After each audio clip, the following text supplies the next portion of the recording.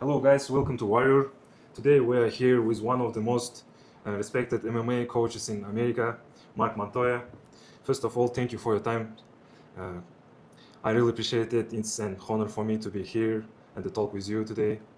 A lot of people from Kazakhstan and respect your work and the fighters you've coached. Today I'm going to ask you some interesting questions about MMA, UFC, fighters, mindset, discipline, and your experience in the sport. Yeah, thank you again for your time. Okay, let's start. First question: how long ago did you start coaching fighters, and how many years have you been doing this? I started coaching fighters. Do you want me to look at you or here? Oh, it doesn't matter. Don't matter. I can look back and forth. Yeah. I started coaching fighters in 2008. And so, my first, I started with 4 fighters that I started coaching full time. And then in 2010, we made Factory X an actual business. So in 2008 was when I first started coaching fighters. And obviously, do the math, it's 18 years that I've been doing this as a coach. And so, we're getting close to the 20-year mark of being a coach in the UFC. Okay. Okay, I like that. What is the hardest part about being a coach? The hardest part about being a coach is the travel. To be honest with you, I never realized how much I'd have to travel. For 15 years, I was traveling 40 weeks a year, and it's a lot. So there's, with the travel, there's a lot of sacrifice. I've missed everything that's important. I've missed holidays, every single holiday you could think of. I've missed anniversaries, my kids' birthdays. I've missed my son's entire football season before because of traveling. And so, the traveling is one of the hardest parts that I've actually didn't foresee coming when I started coaching. Okay, got it. How important is mentality when approaching a fight for a fighter? Oh, your mentality when you approach a fight is everything. I mean, everybody out there is learning technically how to fight, how to punch and kick and submit and wrestle and do all the things. But what happens between your ears is the most important part. At the end of the day, these guys can win or lose that fight before they ever even step into that octagon, and so, or any cage. And so their mentality has to be sharp. And it's always been my number one goal when I sit down with a fighter and say, hey, we're looking at embarking on your fighting career together. My number one job always is to create world champions in life first, and then second, go create world champions in the cage. And it has to go in that order because it comes down to mentality and discipline. And if you're doing world champion stuff off the mat, then it'll translate into the cage. If you're not, it will also reflect what happens in the cage. And so the mentality is by far the biggest thing, and we work on that a lot with every single fighter that I've ever coached. Good answer, thank you. What is more important to you, talent or character? Character. Character is the most important thing to me. Anytime I sit down and speak to a new fighter that wants to come here and train, the first thing I talk about is culture. I explain what our culture is here, and it's a very family-oriented culture. It's a very disciplined culture. You have to have really good communication, and ultimately, character surrounds itself around all that stuff. And so, character for me is the most important because we can teach you how to fight. If you have bad character, that's not going to work because that will spread amongst the room, and it never is good when that happens. Okay, got you. What do you think about fighters from Kazakhstan or Russia? I think any of the Eastern Bloc fighters have shown to be amazing in the sense of their discipline. I always hear sometimes people say, for example, take Khabib's team, okay? Yeah. I don't think they necessarily know better wrestling technique than we do here in America, because I gotta be honest with you, I think wrestling in America is the best, okay? But I think the difference though, when you go to the Eastern Bloc and you're talking about any of those fighters from your area or any of that surrounding area, is their discipline. Their discipline is why those guys are great at what they do. And I'll be honest with you, discipline's very boring. When people think about discipline, Absolutely. they're like, oh yeah, great. But discipline is just rinsing and repeating the same thing over and over for years upon years. And then you just learn how to do those things and you become disciplined. That's very boring. And a lot of people don't want to do that because it's boring. But any of these fighters that I see that have done a tremendous job from Russia, Kazakhstan, anywhere in that area, those guys are very disciplined. And because of their discipline together, they form a really good unit. It's not a huge group, but they form a really good unit and have good camaraderie amongst each other because they all share the same discipline. And because of that, their wrestling's great, their striking's great, or whatever they're great at. That's why they are who they are. Okay, good answer. Which fighter has surprised you the most throughout your career? Fighter I've trained or just fighters in general? General. in general. Yeah. Surprised me, like meaning talent-wise, or what do you mean? Or just I'm impressed with? Do you mean impressed with? Yeah. Just which fighter has surprised it in there? I mean, there's always, John Jones is always in the argument. We fought John Jones in the world title, actually. Absolutely. Anthony Smith fought John Jones in a 5-round fight against John Jones. He's one of the best I've ever seen.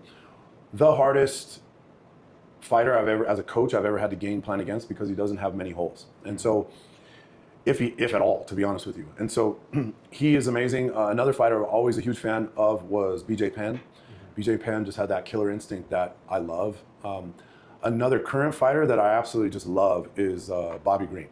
I love Bobby Green. He goes by King Green now, but I knew him when he was Bobby, so I'm always calling Bobby.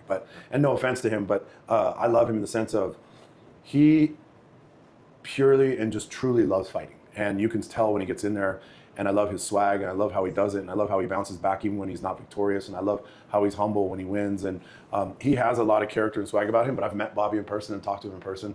Amazing guy and an amazing fighter. Okay. Shavkat RAKHMONOV is very popular in Kazakhstan. What do you think about Shavkat RAKHMONOV's fighting style? Oh, he's amazing. I mean, he at the end of the day, he is very well-rounded, can possess knockout power if he wants, but is very disciplined in his game plans. And that's one thing that I've noticed with him is his discipline and his plan is very impressive. And so he's able to go in there, and because of his discipline with the things he wants to do, he is an amazing fighter because of that. Thank you. This is good question, good answer for Kazakhstan people. Do you think he will be able to come back after the injury? How old is he? I can't remember. 31? He's early 30s, yeah. Yeah, I think for sure he can come back from that injury. He's still young enough to be able to bounce back. He's in the prime right now of his career. He's 31. He's 100% still a force to be reckoned with. Like he's a problem in his division. And he, when you do the sport long enough like he has, you're unfortunately going to have those injuries that set you back in the sense of the physical setback. But it's what's probably happened, because I've seen this as a coach, is it's probably really driving him mentally to be even better than he was when he was in the cage before the injury. And that's a scary person to fight, especially when he's still in his prime. He's not an older fighter yet. And so, in MMA, the prime is a little later than it is in some of the American sports like the NFL or the NBA or Major League Baseball. You see a lot of those young kids come into their own and be amazing when they're young.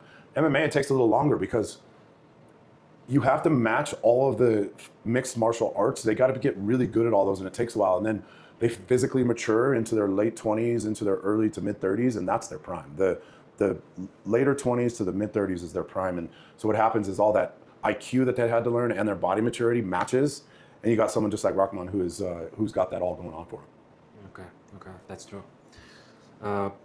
Next question: what do you think about trash talk in MMA? Do fighters need it or not?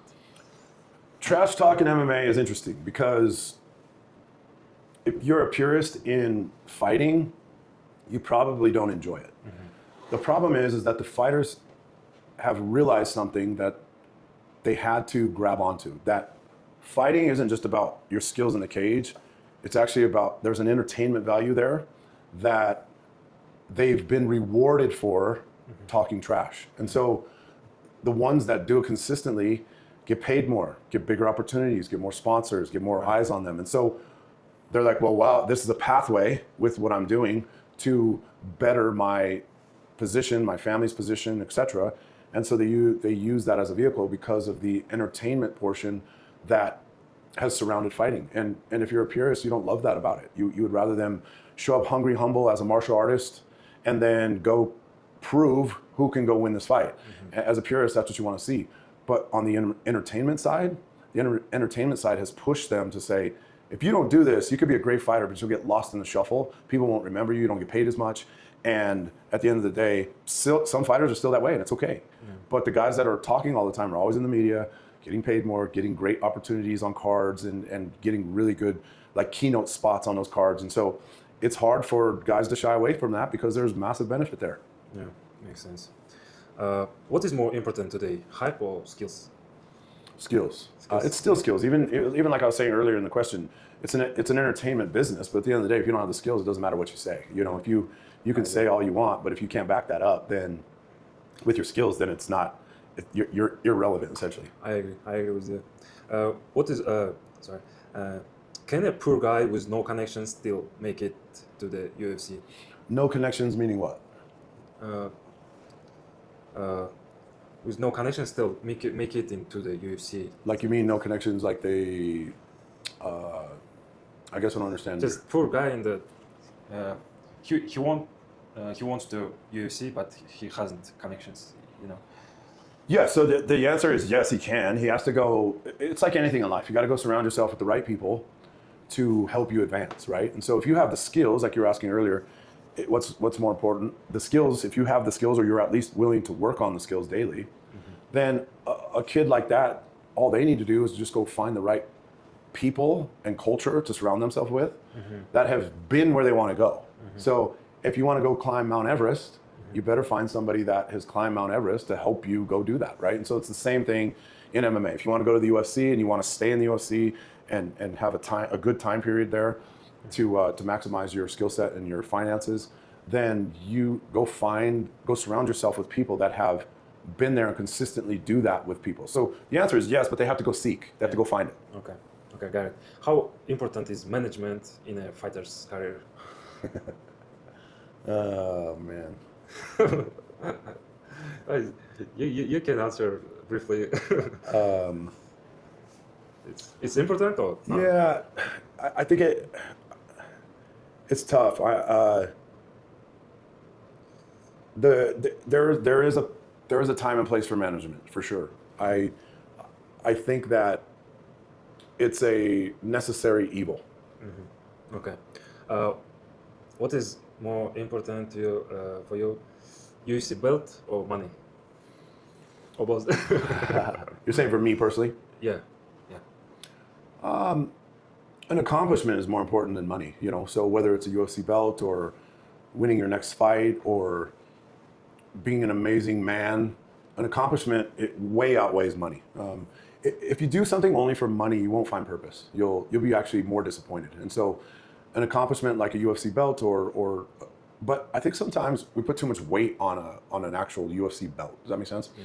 It's an amazing thing, but even the guys that have won those belts, those things get dusty and they lose their polish and they tarnish. And so the achievement of the belt is what matters ultimately. It's not the belt, it's the achievement. And so, but also things like being a great man or a great husband or a great father or, you know, those kind of things, that way outweighs financial gain. Okay. How long have you been working with the UFC? So as a coach, I've been working with the UFC since 2008. 2008. Yeah, so almost 20 years. Awesome, that's great. What do I and one question?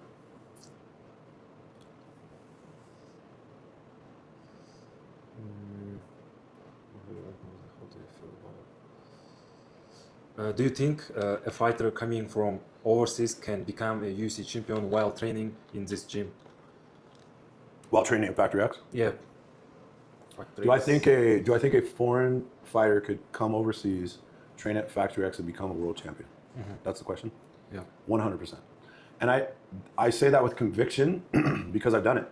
For example, Rob Wilkinson is an Australian who came here and we won the PFL world title together. That's just one example.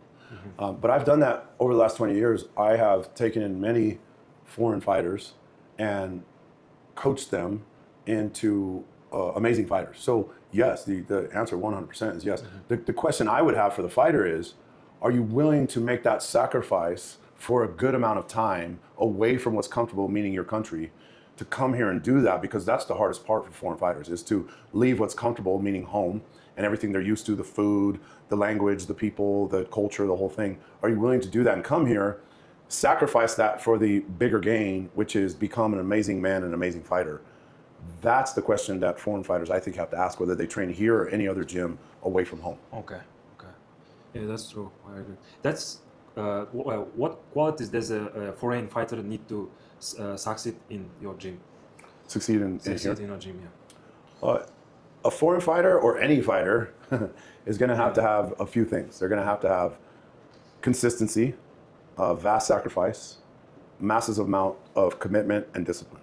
It doesn't matter whether they're foreign or they're U.S. born. They're going. That's like the secret sauce. So when people are like, "Hey, what's the secret sauce to become successful?" Well, it doesn't matter if it's fighting or a business owner or whatever. Those 4 components are going to be massive for anybody to have to be able to succeed. And if they can have that, then, and they're willing to grow and learn that, then yeah, you're putting all the right pieces in place to go be successful. Okay, got it. Can altitude training in Colorado give fighters an advantage at the highest level? Yeah, so altitude training is 100% an advantage, and we have the luxury of training here at altitude. We're at 5,000 to 6,000 feet in the Denver metro area, depending on where you're at. And so yes, the altitude training is massive. You can ask any fighter that does it. When they go from here to sea level, they can absolutely feel a difference. And so it 100% is an advantage. I think it's one of the reasons why Denver is a mecca for MMA. It's one of the reasons, not the only, but it's one of the reasons. Okay, got it. Would you like to visit Kazakhstan one day? Would I like to visit Kazakhstan one day? Yeah, I would love to. I don't know much about it in the sense of I've been to Russia one time. I was in Moscow for a fight. But other than that, I've never traveled at all around the Eastern Bloc. The UFC hasn't gone there much, if at all. And so I went there with, what's it called, ACB? ACA? ACA. ACA. Yeah. Do you know this promotion? Yes. Yeah. So I went there for that promotion with one of my fighters that is retired now. But I went there years ago, and we fought in Russia and did that. But I've never been to Kazakhstan or anywhere else around there. So yeah, I would love to. I would love to experience that culture and the food and the people and see the beautiful country and all that stuff. Yeah, one day I would love to do that. Yeah, popular promotion, Kazakhstan promotion. It's Niza. Okay. Nurбек Карабала. Assalamu alaikum. Yeah, this is. And the last question: what advice would you give to young fighters from Kazakhstan? The advice that I would give is a couple things. One would be, you only control 3 things in your life, especially on a daily basis. You control your attitude, you control your gratitude, and you control your effort. I say this a lot. And so if you can just accept that I don't control a lot of what I do, or a lot of what happens around me other than what I control, which is your attitude, your gratitude, and your effort. And we use that in an acronym, AGE, age. So you control age, right? AGE. If you do that, then you stop getting result or mindset. And so what happens is, for a lot of young fighters, all they want to do is they want to think about the result. What's the result going to be? And the result, we don't control result. And so we control our attitude, we control our gratitude, and we control our effort. That's what we control. And so we do that on the daily. And if you'll get out of the result mindset, it'll give you the ability to be present where your feet are and know that when you walk into a cage, that result we don't control. We control your effort. If you go give max effort in the cage, more times than not, you're probably going to win that fight. But how many times have you seen a kid go in there and give max effort and the judging be terrible? And that kid should have won, but he lost, right? We don't control that. We don't control that piece. And so that is a big piece of advice I would give any fighter, but especially young fighters, is learn that you don't control much in life. Second, I would say faith is very important. I think you have to have a established foundation in faith. I think it's important to know that there's something bigger than you, whatever your faith is. I'm not here to judge or say you should have this one or that one, but having faith is important because it grounds you and you understand that there's something bigger than just you. And so you go from being selfish to being dependent on, and I don't mean that in a negative way, I mean that in a great way, because it's a blessing to have that. And so it would be that, and then it would go back to what I've already said before. You got to be committed. You got to have the vast sacrifice. You got to have that good communication. You got to have discipline, and you got to be willing to put all that together.